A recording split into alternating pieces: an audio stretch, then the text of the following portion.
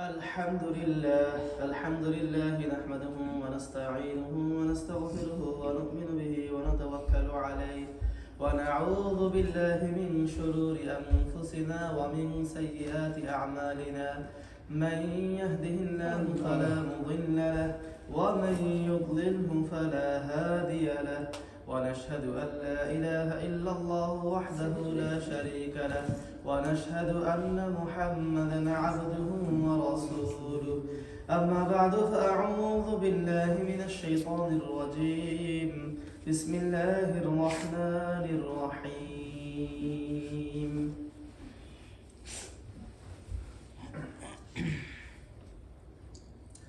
إنا أعطيناك الكوثر فصل لربك وانحر إن شانئك هو الأبتر صدق الله مولانا العظيم اللهم صل على سيدنا ونبينا وشفيعنا وحبيبنا ومولانا محمد صلى الله عليه وعلى آله وصحبه وبارك وسلم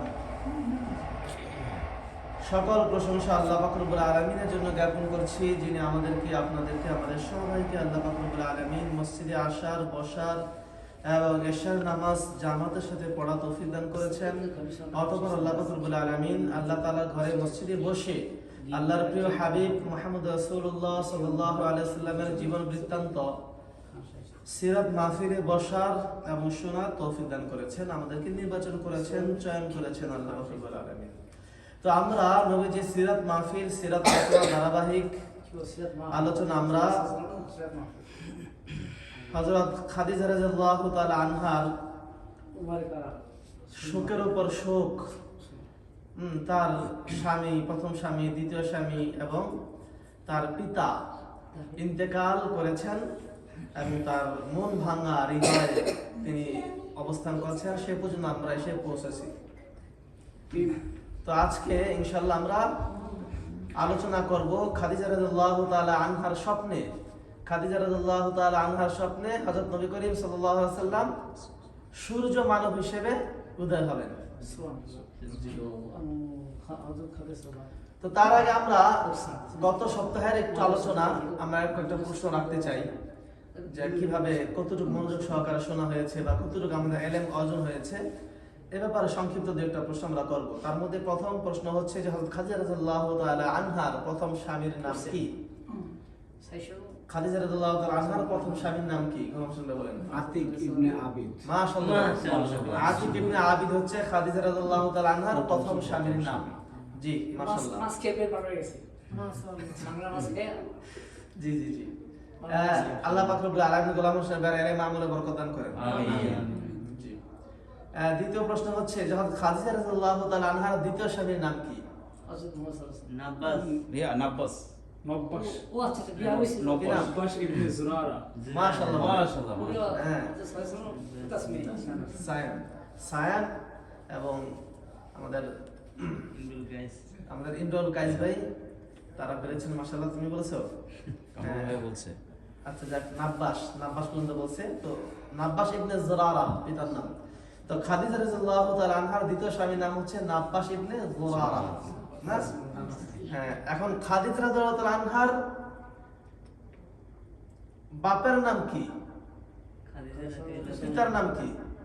কে বলতে পারে? খুয়াইলিদ। খাদিজা ইবনে খুয়াইলিদ। খালিদ বলেছেন, খালিদ ইবনে ওয়ালিদ আছেন না? খালিদ ইবনে ওয়ালিদ। খালিদ ইবনে ওয়ালিদ রাদিয়াল্লাহু তাআলা আনহু, তিনি সেনাপতির মধ্যে সাহাবীদের মধ্যে শ্রেষ্ঠ ছিলেন, যোদ্ধার দিক থেকে যোদ্ধা ছিলেন তিনি এক নাম্বার। তা খালিদ ইবনে ওয়ালিদ, এই খালিদ থেকে খুয়াইলিদ। খালিদ ইবনে ওয়ালিদ তার পিতা না, ওই নামে মিল আছে। জি জি, বোঝার জন্য। তো খাদিজা রাদিয়াল্লাহু তাআলা আনহার পিতার নাম হচ্ছে খুয়াইলিদ। খুয়াইলিদ না? খাদিজা রাদিয়াল্লাহু তাআলা আনহার স্বামী না, প্রথম স্বামী আতিক ইবনে আবিদ ইন্তেকাল করেছেন। তো তার ঘরে, প্রথম স্বামীর ঘরে খাদিজা রাদিয়াল্লাহু আনহার কোন সন্তান আছে কিনা কে বলতে পারে? একটি সন্তান আছে। বলো। মেয়ে সন্তান ছিল, মেয়ে কন্যা সন্তান আছে। মাশাআল্লাহ বলি। কামরুল হাসানের ইলমে আমল আল্লাহ পাক বরকত দান করেন। তো খাদিজা রাদিয়াল্লাহু তাআলা আনহার প্রথম স্বামী আতিক ইবনে আবিদের ঘর থেকে, পক্ষ থেকে কি রয়েছে? একটি কন্যা সন্তান রয়েছে। মাশাআল্লাহ। এবং দ্বিতীয় স্বামী হচ্ছে নাব্বাস ইবনে যুরারা। এই খাদিজা রাদিয়াল্লাহু তাআলা আনহা দ্বিতীয় স্বামী নাব্বাস ইবনে যুরারার পক্ষ থেকে কোনো সন্তান খাদিজার গর্ভে বা খাদিজার ঘরে ছিল কিনা? ছিল। কি ছিল? কয়টা ছিল? সাদ্দাই বলেন। একজন ছেলে একজন ছেলে, একজন মেয়ে। একজন মেয়ে। আচ্ছা, সাত বছর একজন ছেলে, একজন মেয়ে। আর কে বলতে পারে? একজন ছেলে ছিল। ইমরুল কাযী বলেছেন একজন ছেলে ছিল। গোলাম হোসেন বলেন দুইটা ছিল। দুইটা ছেলে ছিল। দুইটা ছেলে। ইয়া বলছেন, তুমি বলো। এক ছেলে এক মেয়ে ছিল। এক ছেলে এক মেয়ে ছিল। তাহলে সাদাত ভাই আর সায়নার উত্তর একই রকমের, এক ছেলে এক মেয়ে ছিল। জি, মূলত সঠিক উত্তর হচ্ছে, তুমি পারো বলো। দুই ছেলে ছিল, গোলাম হোসেন ভাইতে একমত আমি। তুমি গোলাম হোসেনের সাথে একমত। আর আপনি প্রথম বলছেন স্বামীর পরে এক মেয়ে কন্যা, দ্বিতীয় আর স্বামীর পরে একটা ছেলে ছিল। এক ছেলে। এক ছেলে। আচ্ছা, এক ছেলে। তাহলে উত্তর, সঠিক উত্তর হয়েছে দ্বিতীয় স্বামী আব্বাস ইবনে যুরারার ঘর থেকে, যুরারার পক্ষ থেকে খাদিজা রাদিয়াল্লাহু গর্ভে দুটি সন্তান এসেছিল। সেটা হচ্ছে দুটোটাই ছেলে ছিল। দুটোটাই কি ছিল? দুটোটাই ছেলে সন্তান ছিল, মেয়ে সন্তান ছিল না। প্রথম গর্ভে মেয়ে সন্তান ছিল, দ্বিতীয় গর্ভে দুটোটাই ছেলে সন্তান ছিল। এখন প্রশ্ন হলো, দুটো ছেলে সন্তানের নাম কি? কি ছিল? কে বলতে পারে? নাম তো বলা হয়নি মনে হয়। নাম বলা হয়েছে, অর্থ বলা হয়েছিল না? হ্যাঁ, এক নাম্বার, একটা প্রথম ছেলের নাম হচ্ছে হালা। কি নাম? হালা। হালার অর্থ হচ্ছে যে এমন আলোকবিত্র যে চন্দ্রের ঘিরে রাখে। বলেছিলাম না? কে বললো? বলা হয় নাই? সরি বলা হয়েছে, মনে পড়ছে না? আচ্ছা, এই হালা। হ্যাঁ, আর দ্বিতীয় সন্তানের নাম হচ্ছে কি? হিন্দ। কি নাম? হিন্দ। ওইটার কোনো অর্থ ছিল না। এটার অর্থ বলা হয়নি, এটার অর্থ বলা হয়নি। দ্বিতীয় সন্তানের নাম হচ্ছে হিন্দ। হ্যাঁ, তো এখন এই হযরত খাদিজা রাদিয়াল্লাহু তাআলা আনহার দ্বিতীয় স্বামী নাব্বাস ইবনে যুরারাকে কোন সন্তানের নাম ধরে তাকে ডাকা হতো? কুনিয়াত যেটা বলা হয়, অর্থাৎ আমাদেরকে বলা হয় না, যেমন হালার আব্বা, হিন্দের আব্বা না? কোন সন্তানের নাম ধরে তাকে ডাকা হতো? খাদিজা বড় ছেলের নাম হালা। হ্যাঁ, হালার আব্বা। কিভাবে বলা হতো? আবু ইবনে হালা। আবু ইবনে হালা। হালার ছেলে আবু হালা। আবু হালা মানে হচ্ছে হালার পিতা। আবু হালা, হালার পিতা। ঠিক আছে, মাশাআল্লাহ, তার চেষ্টা করেছেন। বড় ছেলে, উত্তর সঠিক হয়েছে। তাহলে বড় ছেলের নামে কুনিয়ত করা হতো এবং তাকে ডাকা হতো আবু হালা বলে। তাহলে আমরা বাস এতটুকু জানলাম। তো যাই হোক, প্রথম আতিক ইবনে আবিদ ইন্তেকাল করেছেন, তারপর দ্বিতীয় স্বামী নাব্বাস ইবনে যুরারাকে বিবাহ করলেন। সেও তার সাথেও কি করলেন? আতিক ইবনে আবিদ কত বছরের মাথায় ইন্তেকাল করেছেন? প্রায় 1.5 বছরের মাথায়। 1.5 বছরের মাথায় ইন্তেকাল করে, 1 বছরের মাথায় একটা সন্তান হয়েছে, 1.5 বছরের মাথায় ইন্তেকাল করেছেন। খাদিজা রাদিয়াল্লাহু দ্বিতীয় স্বামী নাব্বাস ইবনে যুরারা তার সাথে কতদিন সংসার করেছে এবং কত বছর পর ইন্তেকাল করলেন তিনি, এটা জানা জরুরি। অন্যথায় খাদিজার দুঃখটা কিভাবে বুঝে আসবে? খাদিজার দুঃখটা বোঝার দরকার আছে। উনিও 1 বছর মানে সন্তান জন্মগ্রহণ করার কিছুদিন পরে উনি মারা গেছেন। হ্যাঁ, তার সাথে সংসার করেছেন তিনি 2.5 বছরের মতো, 2.5 থেকে 3 বছরের মতো তিনি সংসার করেছেন। 1 বছরের মাথায় তার সন্তান হালা জন্মগ্রহণ করেছেন এবং দ্বিতীয় বছরের মাথায় আরেকটি সন্তান হিন্দ জন্মগ্রহণ করেছেন। এবং তারপরে 6 মাস বা 1 বছরের মতো তার সাথে সংসার করার পর তারপর তার দ্বিতীয় স্বামী নাব্বাস ইবনে যুরারাও এই ইহল লোক ত্যাগ করে তিনি কি পরপারিতে পাড়ি দিয়েছেন। তা এখন এইভাবে তার দ্বিতীয় স্বামী ইন্তেকাল করলেন। অতঃপর তার আব্বা, পিতাজি খুয়াইলিদ, তিনিও কি করলেন? কতদিন পর? তার দ্বিতীয় স্বামী ইন্তেকালের 6 মাসের মাথায় সেই তার আব্বাকে হারালেন। খুয়াইলিদ, খাদিজা রাদিয়াল্লাহু আনহা তার পিতাজিকে, তার আব্বাকেও, খুয়াইলিদকেও তিনি হারালেন, তার পিতা ইন্তেকাল করলেন। যাই হোক, এতটুকু আমরা আসছিলাম। তো এই ইন্তেকালে খাদিজা রাদিয়াল্লাহু আনহা খুব শোকে শোকাহত হয়ে গিয়েছিলেন, একক শোকে জর্জরিত হয়ে গিয়েছিলেন, মন ভেঙে পড়েছিল। তিনি এমন আস্তে আস্তে এমন অসুস্থতায় পড়ে গেলেন তিনি, যে তার অসুস্থতা দিন দিন বাড়তেই লাগলো অসুস্থতা। কারণ সুখ তো অনেক না। প্রথম স্বামী ইন্তেকাল করলেন 1 বছরের মাথায়, দ্বিতীয় স্বামী ইন্তেকাল করলেন 2.5 বছরের মাথায়। আবার তাদের সংসার এমন না যে স্বামীর প্রতি অতটা মহব্বত ছিল না, সাংঘাতিক মহব্বত জমেছিল স্বামী স্ত্রীর মাঝখানে। সাংঘাতিক মহব্বত জমেছিল স্বামী স্ত্রীর মাঝখানে না? তো এই জন্য একটা কঠিন বিষয়, যে স্বামী মারা একের পর দোনো স্বামী, যেই দোনো স্বামীর সাথেই খাদিজার একেবারে আত্মার সম্পর্ক হয়ে গিয়েছিল, ভালোবাসার সম্পর্ক করেছে সংসারের মাঝে দুজনের, এবং সন্তান দুজনের ছিল, দুজনের বড় ব্যবসা, দুজনের বড় ব্যবসা দোনো স্বামীর। তাহলে এমন স্বামীকে হারানো তো বেদনার কথা হতেই পারে স্বাভাবিক। তো প্রথম স্বামী দ্বিতীয় স্বামী পরপর হারালেন, এবং তারপরে যিনি বাবা সান্ত্বনা দাতা যিনি ছিলেন তাকেও তিনি হারালেন। তাহলে এর শোকের উপর শোক কে সহ্য করতে পারে? এত শোক। তো খাদিজা খুব ভেঙে পড়লেন যে এত দুঃখ কেন, এত শোক কেন, এত কেন আমার একের পর এক আঘাত আসতেছে, কেন আল্লাহ পাকের পক্ষ থেকে আমার প্রতি এত আঘাত আসতেছে, তিনি ভেঙে পড়লেন। যাই হোক, তার রোগ বাড়তে লাগলো। অবশেষে তার আম্মাজান তাকে বোঝালেন, তার ভাইরা তাকে বোঝালেন, সাবধান দিলেন, পাড়া প্রতিবেশী যারা আছে, ব্যবসায়িক যারা রয়েছেন, তার কর্মচারীরা, তার বাঘিরা, সখীরা, সবাই তাকে বুঝালেন আস্তে আস্তে। তো বুঝ হয়ে তারপর কিছুদিন পর সে আস্তে মোটামুটি ভাবে কি সুস্থ হতে লাগলেন। যে তুমি ভেঙে পড়ো না, তোমার সন্তান রয়েছে, তোমার একটা মেয়ে, দুটা ছেলে রয়েছে, এদের প্রতি তাকিয়েও তুমি বেঁচে থাকা দরকার তোমার। হ্যাঁ, অন্যথায় এরা এতিম হয়ে যাবে, এতিম তো হয়ে গেছে, পাশাপাশি তুমি না থাকলে তাদেরকে কে দেখবে? এই এদের সন্তানের প্রতি লক্ষ্য করে খাদিজা আবার চিন্তা করলেন, না ঠিকই, হ্যাঁ আমার সন্তানদের জন্য আমাকে বাঁচতে হবে। তাই তিনি আবার মনে বল পেলেন এবং তিনি আস্তে আস্তে সুস্থতার দিকে এগিয়ে চললেন। অবশেষে তিনি সুস্থ হয়ে উঠলেন, মোটে হলো তিনি সুস্থ হয়ে গেছেন আলহামদুলিল্লাহ। তো খাদিজা রাদিয়াল্লাহু আনহা সুস্থ হয়ে গেলেন এবং সন্তানদের লালন পালনের তিনি চিন্তা করলেন, এবং তিনি মনে মনে স্থির করলেন, না আমি আবার পুনরায় আমরা এই ব্যবসাকে আমি ব্যবসার হাল ধরবো, আমরা বিজনেসের হাল ধরবো। তো তার ব্যবসা ছিল অডেল সম্পত্তির মালিক, দুই স্বামীর সম্পদ, বাপেও ধনী ছিলেন। হ্যাঁ, তাহলে দুই স্বামী, আতিক ইবনে আবিদের অডেল মক্কার মধ্যে বড় ব্যবসায়ীদের মধ্যে একজন ছিলেন, 5 জনের মধ্যে একজন। নাব্বাস ইবনে জুরারা, তিনিও মক্কার বড় ব্যবসায়ীদের মধ্যে একজন ছিলেন। কে? নাব্বাস ইবনে জুরারা। তার সম্পদগুলো সব খাদিজার করতল হয়েছে, তার হস্তগত হয়েছিল, ইন্তেকাল করেছেন, এবং তিনি অন্যথা জানো নাই বিবাহ বসছেন, তার সন্তান রয়েছে, তাই তিনি সমস্ত ব্যবসা সম্পত্তি তিনি মালিক হয়ে গেলেন। এখন অর্ডার সম্পত্তির মালিক তিনি চাইলেন যে তিনি আবার ব্যবসার হাল ধরবেন। ব্যবসা তিনি অলরেডি শুরু করে দিয়েছেন। কি শুরু করে দিলেন? তিনি বিভিন্ন দেশে ব্যবসা পাঠাতে লাগলেন, ব্যবসার বণিক দল পাঠাতে লাগলেন তার কর্মচারীদেরকে দিয়ে। ইয়েমেনে ব্যবসা পাঠালেন, ওই দেশে ব্যবসা পাঠান, সেই দেশে ব্যবসা পাঠান। তো যাই হোক, তিনি প্রথমে ইয়েমেনে ব্যবসা পাঠালেন, সব আবার গোছায় গাছা সুন্দর মতো সবাইকে ডেকে বললেন যে আমি আবার ব্যবসা শুরু করতে চাই। যে বলা সেই কাজ, তিনি ইয়েমেনে ব্যবসা শুরু করলেন এবং পাঠিয়ে দিলেন। তো ইয়েমেনে ব্যবসা চলে গেল অলরেডি, বণিক দল তারা চলে যাওয়ার পর খাদিজা রাদিয়াল্লাহু আনহা তিনি খুব সুন্দরভাবে ব্যবসা হাল ধরলেন এবং বিজনেস করতেছেন, এদিকে সেদিকে দেখতেছেন, খবর রাখতেছেন যে ব্যবসার কি অবস্থা ইয়েমেনের, এবং তিনি ওদিক সেদিকে ব্যবসা চালাচ্ছেন। তো যাই হোক, তো ব্যবসার ফাঁকে ফাঁকে এক পর্যায়ে তার নিকট আবার কি দেখা যায়, তার ব্যবসা আবার বাড়তে লাগলো, আবার ব্যবসায় বরকত আসতে লাগলো, বিভিন্ন দিক থেকে তার ব্যবসা বেড়েই চলতেছে দিন দিন। তো তার ব্যবসা বাড়াটা, হ্যাঁ কেন যেন অনেকেই তার বিয়ের প্রস্তাব আবার নিয়ে আসতেছে, যে খাদিজা আবার ব্যবসার হাল ধরছে। সবসময় বিয়ে তার প্রতি পাগল ছিল এলাকার যুবকরা বা বণিকরা। তো এবার দেখা যায় ব্যবসা আরো বাড়তি আছে দিন দিন। এখন খাদিজার নাম চতুর্দিকে ছড়ায় বসছে, না চতুর্দিকে ছড়ায় বসছে, যে এমনকি সে হিংসার পাত্র হয়ে গেছে। যে খাদিজা, অনেকে উল্টাপাল্টা কথা বলে যে খাদিজা কেন ব্যবসা করবে, সে একটা মেয়ে মানুষ, সে এত পুরুষদের মতো মাসে নামছে কোনো ব্যবসা নিয়ে, এটা তাকে মানায় না, এটা ঠিক না। হ্যাঁ, এইভাবে তারা হিংসুক যারা অন্য ব্যবসায়ীরা এইভাবে তার প্রতি হিংসা করতে লাগে।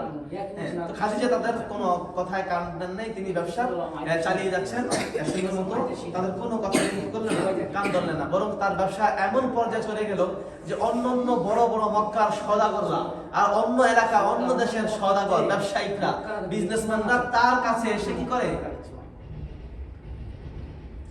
তার কাছে এসে পরামর্শ নেয়, ব্যবসার পরামর্শ নেয়, যে খাদিজা আমাদের একটু ব্যবসার পরামর্শ দাও, আমি কিভাবে ব্যবসা সফল হতে পারি, আমি কিভাবে ব্যবসা লাভবান হতে পারি। তারা খাদিজার থেকে পরামর্শ নিয়ে ব্যবসা করে। তাহলে কি পর্যায়ে খাদিজা চলে গেছে দেখেন। হ্যাঁ, খাদিজার কোনো এখন তুলনা হয় না। মক্কার বড় বড় সওদাগররা খাদিজা থেকে কি নিত, পরামর্শ নিত। আর খাদিজার এই ব্যবসার এখন বরকত এত দুইটা কারণ। এক নাম্বার হলো সে খাদিজা হালাল ব্যবসা করে। হালাল বলতে কি, কোনো ধোঁকা দিত না ব্যবসার মধ্যে, হ্যাঁ কোনো ধোঁকা নাই, এবং সব প্রকাশ্য ব্যবসা, খারাপ মাল সামনে আনতো, হ্যাঁ সামনে রাখতো, এবং যেগুলো মোটামুটি ভাবে কি ত্রুটিপূর্ণ মাল এগুলো সে বলে দিত। এবং তার কারণ হচ্ছে, আর একটা কারণ হলো কি, হালাল ব্যবসা সব সময় তিনি কি করতেন, মানুষদেরকে ওজনে ঠিক দিতেন, পরিমাণে ঠিক দিতেন, যেভাবে গুণগত কথা হতো সেই গুণগত মান ঠিক রাখতেন পণ্যের ব্যাপারে, তাই হালাল ব্যবসা করতেন। আর একটা কারণ হচ্ছে তিনি দান করতেন, অঢেল দান সদকা করতেন। তিনি যে ব্যবসা থেকে তিনি আয় করতেন এর থেকে তিনি দেখা যায় প্রায় তার ব্যবসার 1/3 তিনি দানের জন্য রেখে দিতেন তার লাভবান থেকে। তো অনেক দান করতেন, 2 হাত খুলে দান করতেন। মক্কার গরিব যারা রয়েছে, অভাবগ্রস্ত যারা রয়েছে তাদেরকে দান করতেন। হ্যাঁ, এভাবে তিনি বাদীদেরকে অমূল্য হাদিয়া দিতেন ব্যবসা থেকে। যারা শ্রমিক ছিল এদের মূল্য থেকেও আরো কিছু বাড়িয়ে দিতেন, খুশি রাখতেন সবসময়। তো এই কারণে আল্লাহ পাক তার ব্যবসার মধ্যে আরো বেশি বেশি কি দিতেন, বরকত দিতেন। অনেক সময় লোকেরা বলে যে খাদিজা এত দান করে তারপরও দেখা যায় কিভাবে চলবে তার ব্যবসা, কিন্তু আমরা তো আশ্চর্য, তার ব্যবসা তো বাড়তি আছে। এটা ঘটনা কি? এত 2 হাতে বিলানোর পর তার ব্যবসা বাড়তেছে। এভাবে অনেক সময় লোকেরা তাদেরকে খাদিজা বলে তারা বলে। তো যাই, এখন মক্কার আনাচে কানাচে এদিক সেদিক চতুর্দিকে শুধু খাদিজা খাদিজা খাদিজার নাম। হ্যাঁ, চতুর্দিকে মুখে মুখে সবার মুখে মুখে কি খাদিজার নাম। হ্যাঁ, তার নিজের এলাকায় নিজের ব্যবসার শ্রমিকদের মুখে, তার বাদীদের মুখে, সখীদের মুখে, মক্কার অলিতে গলিতে ব্যবসায়ীদের মুখে শুধু খাদিজা আর খাদিজা। ধরুন খাদিজার কাছে এখন বিয়ের প্রস্তাব আসতেই আছে। তার ভাইদের মাধ্যমে প্রস্তাব আসে, খাদিজার কাছে ডাইরেক্ট প্রস্তাব আনতে কেউ সাহস পায় না। তার আগে কিন্তু তার বাপের মাধ্যমে, বাপ ইন্তেকাল করেছেন, এখন তার ভাইদের মাধ্যমে বিয়ের প্রস্তাব দেয় যে আপনার বোনকে আমরা বিবাহ করতে চাই। বড় বড় ব্যবসায়ী, ইয়াং সুন্দর যুবক জেনারেশন প্রস্তাব নিয়ে আসে। তো ভাইরা তখন খাদিজার কাছে আসছে। আসার পর যে খাদিজা বললো যে খাদিজা তুমি একা আর কয়দিন থাকবা, তোমার আবার বিয়ে করা প্রয়োজন না, তোমার একটা জীবন আছে, সংসার আছে। কিন্তু খাদিজা তাদের এই বিবাহ প্রস্তাবকে তিনি প্রত্যাখ্যান করেছেন, বলেন যে না, আমি আর জীবনে কোনোদিন বিবাহ করবো না, করতে রাজি না, আমি আর প্রস্তুত নই, আমি বিবাহ করবো না। আমি বাস এখন আমার 2টা কাজ, 1 নম্বর হচ্ছে আমার সন্তান লালন পালন করা, আর 2 নম্বর কাজ হলো আমার ব্যবসার হাল ধরা। আমি মৃত্যুর আগ পর্যন্ত ব্যবসা চালিয়ে যাব। আমি এটা দেখাতে চাই যে নারীরাও ব্যবসা কি করতে পারে। নারীরা শুধু ভোগের পণ্যই নয়, শুধু তারা ঘরের কি রান্নার কাজেই তারা সীমাবদ্ধ থাকতে হবে এটা জরুরি নয়, বরং তারা ব্যবসা চালিয়ে যেতে পারে। এভাবে তাদের ভাইদেরকে তিনি বিবাহ প্রস্তাব প্রত্যাখ্যান করেছেন। তো প্রত্যাখ্যান করার পর যাই হোক, এক পর্যায়ে যে ইয়েমেনে ব্যবসার বাণিজ্য পাঠালো, সেই ইয়েমেন থেকে ব্যবসা বাণিজ্য ফিরে আসার সময় হয়ে গেছে। এখন খাদিজা রাত্রিবেলা হিসাব করতেছে যে আমার ব্যবসা আসবে, এই ব্যবসা পণ্য আমি কিভাবে কি করবো, কিভাবে ভাগ করব, আবার এই ব্যবসা আবার সামনে পাঠাতে হবে, এটার জন্য একটা হিসাব করতেছে। রাতে শুয়ে হিসাব করতে করতে এক পর্যায়ে তিনি শুয়ে পড়ছেন। শোয়ার পর ঘুমের মধ্যে এক স্বপ্ন খাদিজা চোখে। কি স্বপ্ন দেখলেন? গভীর রাতে যখন তিনি শুয়ে পড়লেন, তখন তিনি স্বপ্নে দেখলেন যে কি সুন্দর পৃথিবীটা, অন্য একরকম পৃথিবী। আমি যে পৃথিবীতে আছি এরকম না, কি সুন্দর পৃথিবী, আকাশটা আরো বেশি উজ্জ্বল। হ্যাঁ, এবং আস্তে আস্তে ফর্সা হচ্ছে। সে যে ঘুমাইছিল, এই ঘুমের থেকে দেখা যায় ঘোর কাটছে, অন্ধকার কাটছে, আস্তে আস্তে চতুর্দিক ফর্সা হচ্ছে এবং আস্তে আস্তে সূর্যের আলো লাল দীপ্তিময় উদিত হচ্ছে। তো আস্তে আস্তে সূর্যটা বড় হচ্ছে, আলো প্রখর হচ্ছে। কিন্তু দেখা সূর্যটা ধীরে ধীরে খাদিজার কাছে আস্তে আস্তে এক পর্যায়ে সূর্যটা খাদিজার ঘরে ঢুকে গেল। খাদিজার ঘরটা অনেক আলোময় হয়ে গেল না, এবং চতুর্দিকে আলো ছড়াচ্ছে খাদিজার ঘর থেকে। আরে খাদিজা আশ্চর্য হয়ে গেছে, ঘটনা কি? সূর্য আমার ঘরে। এক পর্যায়ে খাদিজা স্বপ্ন ভেঙে গেছে। এটা দেখার পর, তিনি ভাঙার পর বসে হচ্ছে। আমি কি দেখলাম? চোখ বড় বড় করে দেখছে, তাকাতে কিন্তু তিনি ভাবতে লাগলেন যে সূর্য কোত্থেকে এলো, আমি কি দেখলাম স্বপ্নে? সকালে বারবার তিনি ভাবতেছেন, এটা সাংঘাতিক স্বপ্ন। তো যখন ভাবতে ভাবতে এক পর্যায়ে ফর্সা হয়ে গেল, রাত কেটে গেল। ফর্সা হওয়ার সাথে সাথে তিনি কি করলেন? তিনি কাপড় চোপড় পরে তিনি বাহিরে রওনা হলেন তার বাদীদেরকে নিয়ে। তো বাদীর আশ্চর্য হয়ে জিজ্ঞেস করলো যে আপনি তো সাধারণত এত তাড়াতাড়ি বেরোন না, মাত্র ফর্সা হলো, আপনি এখনই ঘুমে থেকে উঠে বাইরে বেরিয়ে পড়লেন, কারণ কি? তখন তিনি কোন কথা বললেন না, ডাইরেক্ট তার ভাই, তার চাচাতো ভাই নাম কি?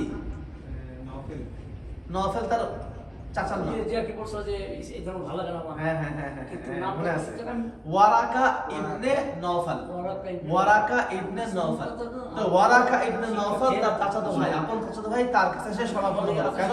কারণ সে জানে তার ওয়ারাকা ইবনে নওফাল কিতাবী, আসমানি কিতাবের ইলম তার কাছে আছে এবং মোটামুটি সে একটু জ্ঞান রাখে। তো এটা কি স্বপ্ন দেখলাম, সে পারে কিনা দেখে জিজ্ঞেস করি। তো তার কাছে চলে যাওয়ার পর সে শরণাপন্ন হলেন চাচাতো ভাই। তো চাচা জিজ্ঞেস করে আশ্চর্য হলেন যে খাদিজা, ঘটনা কি? আজকে তুমি এত প্রত্যুষে আমার কাছে আসলা, তুমি ঘুমুত ভাঙ্গে এলাকার হট্টগোল কথায় পাখির কোলাহলে তোমার কলরবে ঘুম তোমাকে, আজকে তোমরা তাড়াতাড়ি ঘুমানোর ঘটনা কি? তখন খাদিজা রাদিয়াল্লাহু আনহা বললেন যে আসলে আজকে আমি একটি সাংঘাতিক স্বপ্ন দেখেছি। আজকে আমি ঠিকই দেখেছি, সাংঘাতিক স্বপ্ন দেখেছি, সেটা আমি তোমার কাছে বলতে চাই। বলো কি স্বপ্ন দেখেছো? তুমি কোন স্বপ্নের ব্যাখ্যা জানো? বলো দেখি, আমি ব্যাখ্যা বলতে পারি কিনা, জানি কিনা, বলো, বলে তোমাকে দেখো। তখন খাদিজা রাদিয়াল্লাহু আনহা বললেন যে আসলে আজকে আমি একটি সাংঘাতিক স্বপ্ন দেখেছি। কি দেখেছো? এই সব বললেন, যে সূর্যের কথা বললেন এমন দেখেছি। স্বপ্ন শোনার পর ওয়ারাকা ইবনে নওফাল লাফায় উঠছে বসা থেকে এবং হাসি মুখে চিল্লায় উঠছে, খাদিজা বুশরা লাক, হে খাদিজা তোমার সুসংবাদ গ্রহণ করো, তোমার আবার বিয়ে হতে যাচ্ছে, তুমি আবার বিবাহ করবা, তোমার জন্য সুসংবাদ।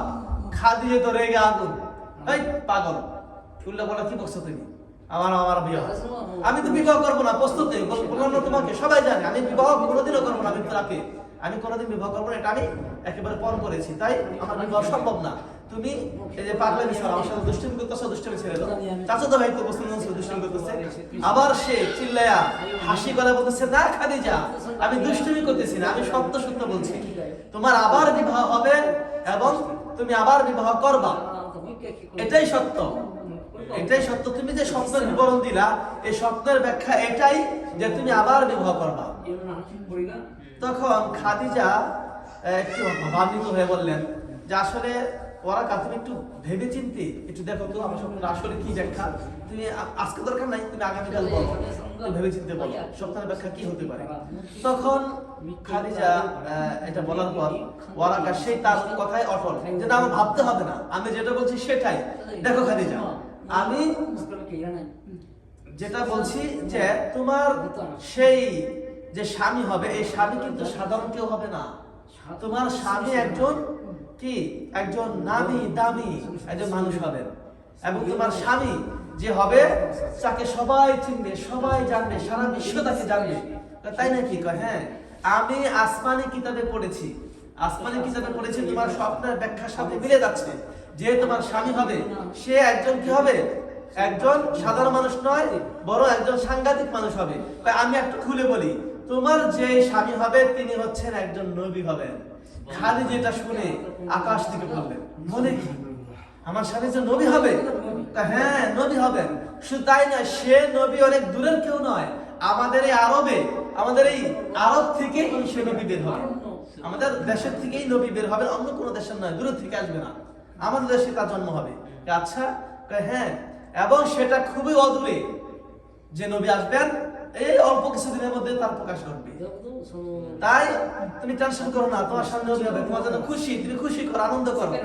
খাদিজা এই কথা শুনে তো একেবারে মনে মনে খুব চিন্তিত হয়ে গেলেন, আবার খুশি হতে লাগলেন যে আসলে কি সত্য না মিথ্যা, কি করবো বুঝে উঠতে পারতেছেন না। খুশি কি নবী স্বামী হবে এই কারণে হ্যাঁ নবী স্বামী হবে। তারা তো হিস্টোরি জানেন, তো নবীদের জানেন না, তারা তো আল্লাহকে মানে, এবং ইব্রাহিম আলাইহিস সালামকে তারা জানে নবী ছিলেন, তারা মানতো, তার ঘটনা জানে, তারা ঈসা আলাইহিস সালামের ঘটনা জানে, তারা কিন্তু এমন না যে নবী বলে কিছু চিনে না, তারা সব জানে হিস্টোরি, তারা নবীদেরকে মানে। তো যাই হোক, এখন খাদিজা একথা শুনে খুব খুশি, খুবই আনন্দিত।